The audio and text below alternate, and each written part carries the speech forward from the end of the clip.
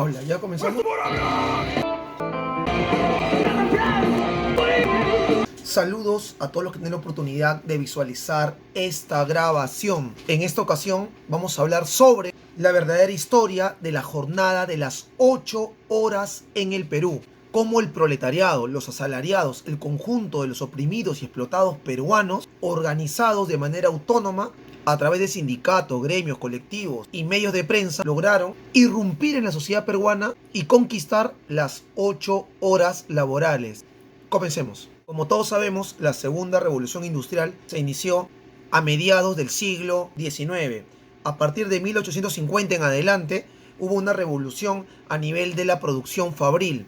Es decir, se desarrolló la tecnología y la industria en las fábricas, principalmente en Europa y en Estados Unidos. Esto generó que en 1850 y 60 la clase trabajadora, el proletariado, los asalariados modernos comiencen a multiplicarse y a crecer demográficamente.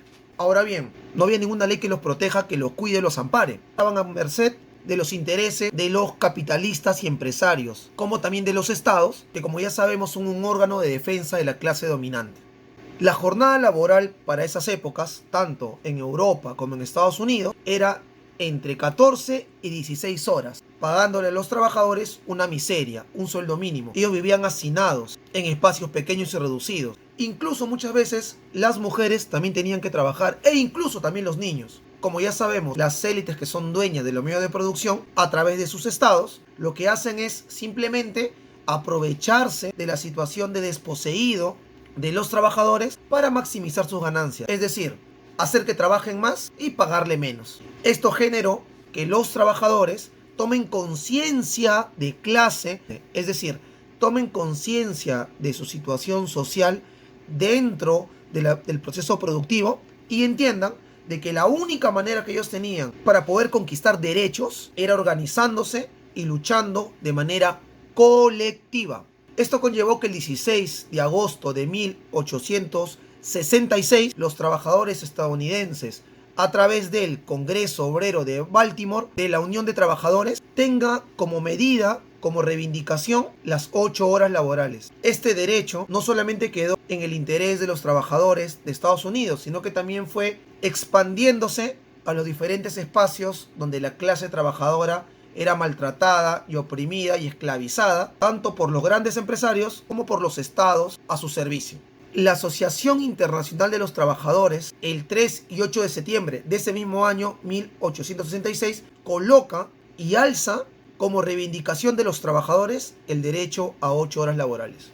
Comenzaron a haber diferentes movimientos, luchas, movilizaciones. Obviamente todo esto fue frenado por las fuerzas del orden establecido, el orden burgués, del orden capitalista. Se reprimió a los trabajadores en diferentes partes del mundo. Bueno, pero esto generó que la clase obrera siga creciendo y que dentro de ellos también hayan ideólogos que entiendan que no solamente bastaba con exigir esas reivindicaciones, que también para poder buscar un cambio contundente había que exigir otras medidas, como por ejemplo un seguro de vida, un seguro social, un seguro contra accidentes, que se les pague las horas extra, que haya vacaciones, etcétera, etcétera. Iba creciendo entonces la conciencia de clase. En 1886, un 1 de mayo, se inicia la gran protesta en Estados Unidos. Habían anarquistas, socialistas, comunistas, cooperativistas, colectivistas. Todo aquel obrero que tenía una visión de reivindicación social y humana luchó por defender este derecho elemental. Se exigía 8 horas de trabajo, 8 horas de descanso y 8 horas para culturizarse, educarse o recrearse. Ese 1 de mayo de 1886 quedará grabado en la historia del movimiento de lucha de los trabajadores porque hubo más de 390,000 manifestantes en todo Estados Unidos, todos ellos bajo la consigna de 8 horas de trabajo. En Chicago, la protesta fue tan masiva y multitudinaria que 40,000 trabajadores estaban en las calles. Fue incluso en Chicago donde estos trabajadores, con conciencia, voluntad e instinto de supervivencia, se mantuvieron en las calles varios días. Obviamente, la policía, como brazo armado y represor del Estado burgués, tuvo que reprimir violentamente la protesta social, dejando de saldo 6 huelguistas, 6 hermanos trabajadores, muertos en las calles por exigir 8 horas laborales. Es por eso que todo 1 de mayo a nivel internacional es un día de lucha y de combate o de conmemoración. Un paréntesis. Si es que en algún momento se atreven a decirte que tú, por ser comunista, por ser socialista, por ser anarquista, por ser de izquierda, simplemente eres un vago, un mantenido que quiere todo fácil, hazle recordar a todos esos payasos que si es que tienen derechos es porque justamente el conjunto de los trabajadores con conciencia de clase, con una conciencia socialista, con una conciencia libertaria real, han luchado organizadamente para que ahora el conjunto de la población tenga derechos. Si es que aún hay algunos derechos, es porque eso se ha ganado en las calles. Y obviamente no lo han hecho los capitalistas. Ningún Estado, ningún capitalista nos ha regalado nada. El poder votar, el poder tener vacaciones, el poder tener 8 horas, el que nuestros hijos puedan ir al colegio y poder tener atención médica, eso ha sido victoria netamente de la clase trabajadora. Luego de ese 1 de mayo, la historia de la clase trabajadora escribe un hito en la historia de la revolución y la emancipación del humano de las cadenas de la explotación. En el Perú, como en cualquier otro país de América Latina, la jornada laboral variaba entre 10 a 16 horas diarias, obviamente con un pésimo salario, con una miseria. Las protestas, los reclamos, las medidas de fuerza tomadas por la clase trabajadora en el Perú se iniciaron desde la primera década del siglo XX, ¿no? Por ejemplo, aquí en el Perú hubo una huelga de panaderos en 1901 que terminó esta protesta, esta movilización, con la aceptación pues de que se puede disminuir algunas horas de trabajo. En el Callao, por ejemplo, los trabajadores portuarios, los estibadores, siempre han demostrado ser una de la columna fundamental en la lucha por la defensa de los derechos laborales. Desde el 4 de mayo al 23 de mayo de 1904 hubo pues varios heridos, incluso el primer mártir de la clase trabajadora, Florentino Aliaga. Florentino Aliaga fue el primer trabajador asesinado por el capital y el Estado. En Arequipa, en Mollendo, lo mismo, ¿no? También hubo huelgas, movilizaciones, paros. O sea, todo esto fue en la primera década del siglo XX, 1901, 1902, 5, 10. Ahí comenzó la lucha de los trabajadores por conquistar las 8 horas laborales. En 1905 fue la primera vez que la clase trabajadora que emergía pudo celebrar con luchas y con eventos culturales el 1 de mayo. 1905 es la primera vez que se conmemora, se celebra y se lucha un 1 de mayo en el Perú.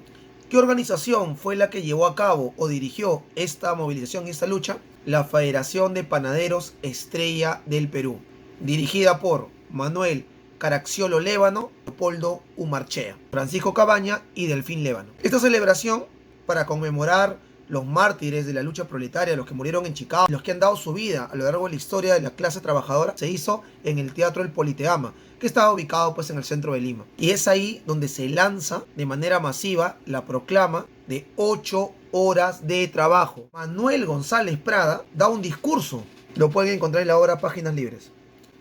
Ese discurso que él da se llama El intelectual y el obrero, donde pues plantea que tanto el intelectual como el obrero hacen un tipo de trabajo que debería contribuir a satisfacer las necesidades de las personas, pero lamentablemente bajo el capital y bajo la opresión de los estados, este trabajo simplemente es acaparado para hacer a otros más ricos. A partir de ese momento, de 1905 en adelante, las luchas por las 8 horas de trabajo en el Perú se volvieron constantes. En diferentes partes del Perú explotaron huelgas, protestas, movilizaciones, hubieron diferentes periódicos como El Oprimido, La Protesta, Humanidad y demás, que instaban, explicaban, defendían y argumentaban la necesidad de las 8 horas laborales. Por ejemplo, en 1911, los obreros textiles de Vitarte, un 9 de abril, que tenían más o menos 13 horas de trabajo, se organizaron a poder luchar. Se organizaron para poder defenderse. Porque incluso cuando les pagaban a estos obreros luego de 13 horas laborales, de 5 de la mañana a 6 de la tarde, les obligaban a que gasten su salario en las mismas tiendas de las empresas. Ellos hacen un paro general indefinido. El primer paro en la historia del Perú. Entonces ya sabemos que el primer paro indefinido, el gran paro indefinido, paro general, fue pues hecha por los trabajadores de Vitarte, por los trabajadores textiles, un 9 de abril de 1911. La política peruana, como ya sabemos, siempre ha servido para defender los intereses de los grupos de poder. Por lo tanto, la postura que tenía la gran mayoría de trabajadores era anarquista. Y acá hay que hacer una aclaración. No puede existir un anarquismo capitalista. Eso va contra la misma lógica del anarquismo. El anarquismo rechaza la explotación, la opresión y la imposición de manera autoritaria de parte de un sector hacia otro. Entonces, desde el momento que hay capitalismo, existen personas que son dueñas de los medios de producción y personas desposeídas de los medios de producción. Por lo tanto, los desposeídos, que son la gran masa, tienen que alquilarse y venderse durante 8, 9, 10 o más horas. Así que hablar de que pueda haber un anarcocapitalismo o un capitalismo libertario es ilógico. El capitalismo implica de por sí la imposición de aquellas personas que estén obligadas y coaccionadas por sobrevivir, de venderse, de alquilar su cuerpo, de alquilar su vida para poder llevarse un pan a la boca, mientras otros viven a costa de todos los demás. Volviendo al tema, la primera vez que se conquista en el Perú fue en el Callao. Nuevamente, los obreros portuarios del Callao. A ver, la organización Unión General de Jornaleros del Callao y los trabajadores de la empresa Muelle Dársena del Callao también tomaron las calles públicas. Hicieron actos de sabotaje, ¿no?, contra los barcos que venían con la mercadería y boicots incluso, para no poder descargar ningún tipo de mercadería hasta que no se haga ley las 8 horas de trabajo. Contaron con gremios de apoyo, como por ejemplo la Federación Obrera Regional Peruana y grupos también anarquistas libertarios, realmente libertarios. Al calor de la lucha se funda la Federación Obrera Marítima y Terrestre del Callao. Es así que el 5 de enero de 1913 la lucha comienza. La calle se toma, sigue la marcha. Se le da de plazo a las empresas portuarias, un plazo de 24 horas para que cumplan con lo que se ha exigido.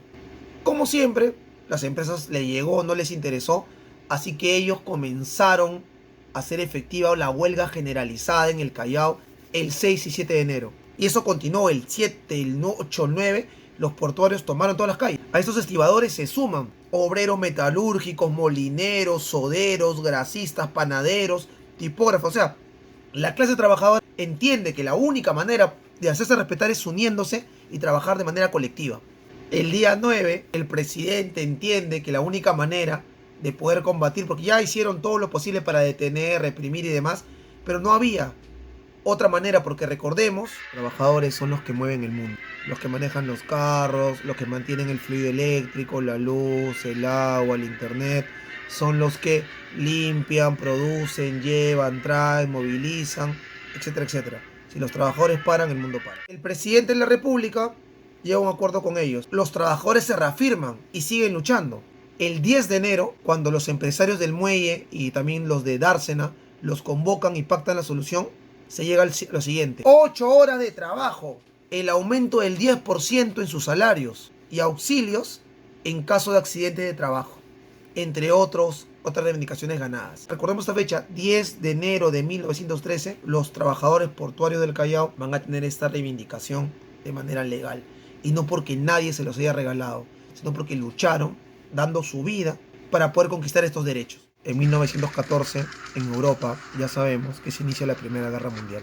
Una guerra de rapiña donde los que iban a morir a los campos de batalla eran los trabajadores y los campesinos. En 1917, producto de todo ello, el pueblo proletario, el pueblo campesino, el pueblo oprimido ruso, entiende de que la única manera de poder liberarse no es matando al pueblo alemán, al pueblo inglés, al pueblo francés o cualquier otro. La única manera es luchar organizadamente y tomar el poder de su propia vida, y para eso había que hacer una revolución. 1917, revolución proletaria en Rusia. Obviamente en el Perú, luego de 1913, que fue pues la gran victoria de los trabajadores portuarios del Callao, había igual aún que seguir luchando por el conjunto de la clase trabajadora, no solamente por los trabajadores portuarios. Por ejemplo, en Piura, los trabajadores de Talara, Negritos y Lobitos inician una huelga masiva en 1917, estoy hablando, en el mes de noviembre. De su pliego de reclamo destacan, por ejemplo, incrementen salarios un 30% y que se disminuyan las horas de trabajo. Obviamente esto genera que haya masacres, golpes, represión de parte de la policía, con la intención de reprimir y frenar cualquier avance de lucha reivindicativa de parte de los trabajadores. Pero eso no quitó que la lucha continúe. La lucha decisiva fue en 1919. Recordemos que en 1919 los miles de trabajadores en el Perú estaban dispuestos a dar su vida para poder conseguir las 8 horas de trabajo. El 1 de enero de 1919, más de 2.000 trabajadores textiles son expulsados de donde estaban reunidos, del Parque Neptuno en el centro de Lima, ¿no? Ahí ellos estaban desarrollando un tipo de actividad cultural, ¿no?, un meeting, y los botan. Ahora ellos se van por lo que ahora conocemos como Paseo Colón, ¿no?, donde igual son dispersados y expulsados por la policía, por los gendarmes que había en esa época, y más de 25 obreros son prácticamente apaleados. Estos huelguistas son apoyados por los diferentes trabajadores de Arequipa, Trujillo y Cusco. También recordemos que hubo un apoyo por parte de los estudiantes universitarios que había en esa época, ¿no? Como estaban con todo este tema de la reforma universitaria, una universidad más democrática, más científica, apoyan el movimiento de los trabajadores en lucha, recordando que los principales organismos eran los trabajadores textiles y panaderos, ambos con carácter anarquista. El 13 de enero de 1919, tejedores, panaderos, galleteros, curtidores, conductores, motoricistas, sastres, papeleros, fideleros, zapateros, albañiles y otros se declaran en paro nacional. 13 de enero, paro nacional en el Perú, 1919. Ya te imaginas lo que fue con la represión policial, pues. Se detuvo, se persiguió, se cerró locales. Incluso el periódico El Tiempo, donde también estaba Mariátegui, es clausurado y cerrado por decir que incitaba a la lucha de clases. Hubo más de 200 presos. Ahora, el 14 de enero, los universitarios, digamos, con su federación, ¿no?, trataron de ver cómo ellos mediar entre la patronal y los trabajadores para que esto no vaya a mayores, porque Lima había colapsado. Incluso los universitarios pedían que sean 9 horas de trabajo, ¿no? Pero esto pues fue rechazado por los huelguistas. ¿Qué exigía el Comité Ejecutivo Central de la Huelga, ¿no?, en 1919? Jornada de 8 horas, con aumento a los destajeros, y si se trabajaba pues con horas extras, que se le aumente pues, ¿no?, el pago, ¿no?, que haya un aumento. Para los que trabajaban de amanecida, que hay un porcentaje de aumento. Ahora, ¿qué sucedió? ¿Qué tuvo que hacer el Estado ante la protesta masiva? Lo que quedaba era que se oficialice, ¿no? Entonces el gobierno de José Pardo no le queda otra que dar un decreto supremo. ¿Qué firma José Pardo? 1. En los talleres del Estado, en sus ferrocarriles, establecimientos agrícolas, industriales y en las obras públicas que ejecuta el gobierno, 8 horas, con el salario que ya se les pagaba. Otro punto: fábricas, ferrocarriles, establecimientos industriales, agrícolas y mineros de empresas o de particulares o privados, lo mismo, 8 horas. Y también con los mismos salarios. Así que el 15 de enero de 1919, los trabajadores peruanos logran una conquista histórica. Trabajadores socialistas, comunistas y anarquistas logran la conquista de las 8 horas en el Perú. Si en la actualidad hay derechos para las grandes mayorías, es justamente por la vida que se ha entregado, por la organización, el trabajo y la constancia que se ha hecho para hacernos respetar como humanidad y como trabajadores. Y eso es solamente un avance, porque lo que queremos es liberarnos completamente de las cadenas del capital. Y no solamente a nosotros, sino al conjunto de la población mundial y también al planeta. Si crees que esa es una información válida, necesaria e importante, se te pide que puedas compartirla en todas las redes que tengas, le puedas dar me gusta, suscribirte al canal y dejarnos tus comentarios. Gracias.